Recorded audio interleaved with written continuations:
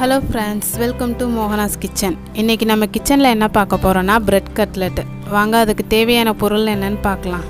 நான் வந்து 4 பிரெட் எடுத்துர்க்கேன். பிரெட்ல வந்து இந்த மாதிரி எட்ஜஸ்லாம் கட் பண்ணி வச்சுக்கோங்க. 2 உருளைக்கிழங்கு வேக வச்சு மசிச்சு வச்சிருக்கேன். ஒரு கேரட் துருவி வச்சிருக்கேன். ஒரு பெரிய வெங்காயம் பொடியா கட் பண்ணி வச்சிருக்கேன்.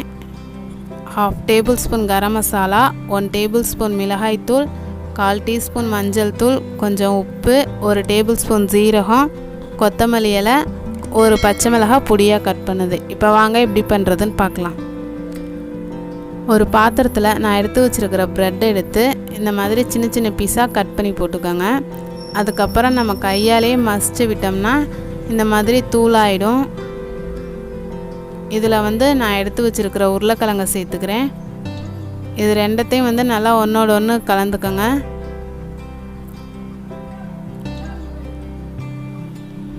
இப்போ இதில் எடுத்து வச்சுருக்கிற கேரட் சேர்த்துக்கலாம். பொடியாக கட் பண்ணி வச்சுருக்கிற வெங்காயம்,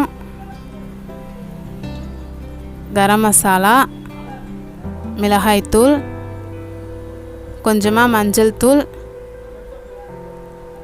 ஜீரகம், பொடியாக கட் பண்ண பச்சை மிளகாய், கொஞ்சமாக கொத்தமல்லி இலை, கடைசியாக கொஞ்சமாக சால்ட் சேர்த்துக்கலாம். இப்போ இது எல்லாத்தையும் நல்லா மிக்ஸ் பண்ணிக்கோங்க. மசாலா உருளைக்கிழங்கு எல்லாம் ஒன்றோட ஒன்று மிங்கிள் ஆகணும். அந்த மாதிரி நல்லா கலந்து வச்சுக்கலாம்.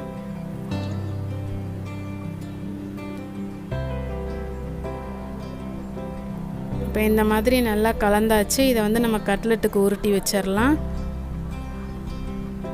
கொஞ்சமாக மாவு எடுத்து இதை வந்து நல்லா டைட்டாக பிடிச்சிக்கோங்க. கொஞ்சம் டைட்டாக பிடிங்க, அப்போ தான் கிராக் உழுவாமல் இருக்கும். இந்த மாதிரி 2 கையும் வச்சு உருட்டிக்கங்க. இதை லைட்டாக தட்டி விட்டுக்கோங்க.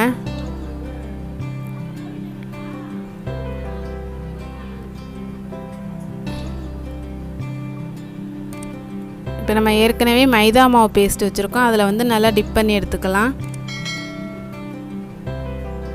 அடுத்து பிரெட் க்ரம்ஸில் வந்து கோட் பண்ணிக்கோங்க. நல்லா எல்லா பக்கமும் படும்படி கோட் பண்ணிக்கோங்க. இப்போ இதை தனியாக எடுத்து வச்சிடலாம். இதே மாதிரி எல்லாத்தையும் நம்ம செஞ்சு வச்சுக்கலாம். இப்போ கட்லெட்டுக்கு வந்து எல்லாம் பொரிக்கிறதுக்கு ரெடியாக இருக்குது. எண்ணெய் வந்து மிதமான சூட்டில் வச்சுக்கோங்க. ரொம்ப காய வேணாம், இல்லைன்னா கருகிடும். இப்போ ஒன்று ஒன்றா போட்டு பொரிச்சு எடுத்துடலாம்.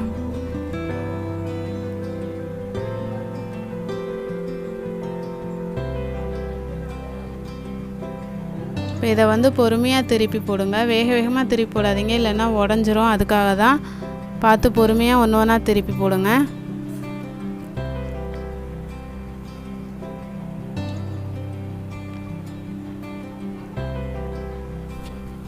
இப்போ கட்லெட் எல்லாம் நல்லா ரெடி ஆயிடுச்சு. பாருங்கள், கட்லெட் எல்லாம் ரொம்ப சூப்பராக வந்திருக்கு. இதை வந்து நம்ம ஒரு பிளேட்டில் மாற்றிக்கலாம்.